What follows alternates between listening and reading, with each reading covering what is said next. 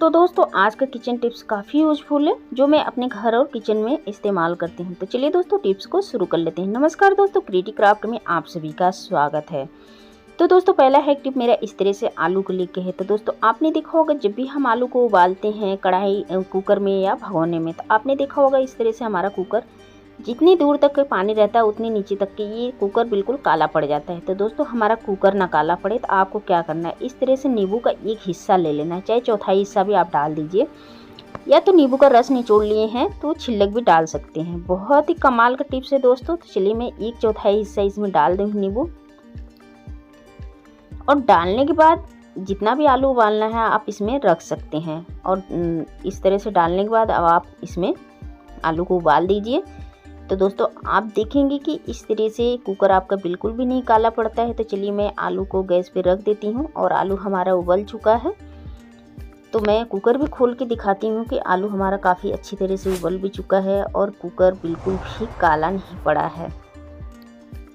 तो जैसे कि मैंने रखा था बिल्कुल वैसी है। तो चलिए मैं डलिया में निकाल लेती हूँ। बहुत ईजी तरीके से दोस्तों ये आलू उबल भी जाता है और कुकर आपका बिल्कुल भी नहीं काला पड़ता है। तो आपने देखा होगा दोस्तों इस तरह से जब हम कोई चीज़ उबालते हैं तो ये निशान सा पड़ जाता है, बहुत गंदा लगता है। तो आप देख पा रहे होंगे कुकर मेरा कहीं से भी काला नहीं पड़ा है, बिल्कुल ओके है, क्योंकि मैंने इसमें यही नींबू डाला हुआ था जो मैंने आपको दिखाया था। तो इस तरह से हमारा ये कुकर जो भी बर्तन है बिल्कुल फ्रेश है। तो दोस्तों ये छोटा सा ट्रिक है, इसको आप लोग एक बार ज़रूर ट्राई कीजिएगा। तो चलिए दोस्तों अगला हैक टिप देख लेते हैं। तो दोस्तों अगला हैक टिप हमारा आलू के ही लेके है, जो मैंने आलू अभी उबाला हुआ था। तो दोस्तों क्या होता है, सुबह सुबह भाग में हमारे पास इतने सारे काम हो जाते हैं कि हमें कोई चीज़ करने के लिए टाइम ही नहीं मिलता है। आलू छीलना है, आलू को मैश करना है, बच्चों को पराठा बनाना है। तो दोस्तों बस आपको गरम गरम आलू इस तरह से छनौटी में ले लेना है और इस तरह से गिलास या कटोरी से अच्छी तरह से आपको इस तरह से बस इसमें मैश करते जाना है। तो दोस्तों आप देखेंगे कि ना ही आपको आलू छीलने की ज़रूरत है और ना ही आपको इतना ज़्यादा परेशान होने की ज़रूरत है। जितना भी छिलका रहेगा आलू का बिल्कुल ये ऊपर आ जाता है। अपने हाथों से बहुत इजीली तरीके से आप इसका छिलक जो है आलू का निकाल सकते हैं और इतनी परेशान भी होने की ज़रूरत नहीं है। तो दोस्तों बहुत ही कमाल का आइडिया है। इस आइडिया को आप लोग एक बार ज़रूर ट्राई कीजिएगा। जब भी आलू इस तरह से उबालते हैं बस फटाफट आपको इस तरह से छन्नी ले लेना है और छन्नी के ऊपर इस तरह से बस गिलास या कटोरी से आपको बस प्रेस कर देना है। तो आप देखेंगे कि जितने भी आलू के छिलक हैं बहुत इजीली तरीके से छिलक अलग हो जाते हैं। आलू हमारा मैश भी हो जाता है, एक साथ दो काम हो जाते हैं। तो है ना दोस्तों, बहुत ही कमाल का आइडिया है। इस आइडिया को आप लोग एक बार ज़रूर ट्राई कीजिएगा। अगर वीडियो जरा से भी पसंद आता है तो वीडियो को लाइक कर दीजिएगा। चैनल पे पहली बार है सब्सक्राइब करना बिल्कुल भी नहीं भूलिएगा। तो चलिए मेरा एक साथ में दो काम हो गया, आलू भी छिल गया और मेरा आलू भी मैश हो चुका है। अब बहुत इजी तरीके से हो जाता है ये। तो चलिए मैंने ये इस तरह से आप देख पा रहे होंगे मेरा आलू भी ग्रेट हो चुका है, छिलक भी बाहर हो चुका है। तो है ना दोस्तों बहुत ही कमाल का आइडिया।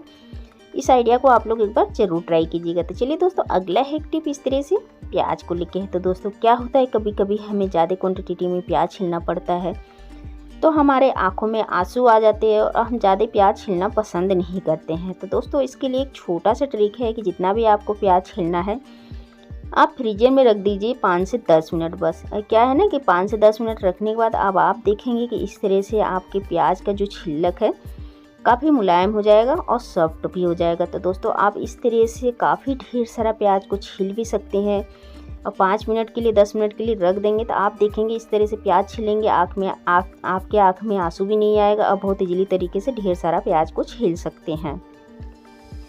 तो दोस्तों अगला हैक टिप इस तरह से हमारे ये बच्चे का जो ये आपने देखा होगा इस पर जो टैटू वगैरह बने रहते हैं, रबड़ के इस तरह से बने रहते हैं। तो क्या होता है कि जब हम इस तरह से प्रेस करते हैं तो दोस्तों ये जो रबड़ के बने हुए हैं इस तरह से, तो क्या होता है जब हम प्रेस करते हैं तो आपने देखा होगा प्रेस से ये हो जाते हैं ख़राब।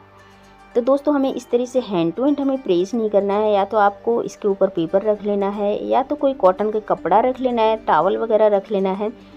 इस तरह से रखने के बाद आप जब प्रेस करेंगे ना तो दोस्तों आप देखेंगे कि इस तरह से जो इस पर रबड़ प्रिंट का ये टैटू वगैरह बना रहता है, इस तरह बच्चे के टी शर्ट हो गया, हुड हो गया, बिल्कुल भी नहीं ख़राब होने वाला है। जी हाँ दोस्तों, तो दोस्तों ये छोटा मोटा ट्रिक आप अपने घर में एक बार ज़रूर ट्राई करके देखिएगा। बहुत ही कमाल का आइडिया है।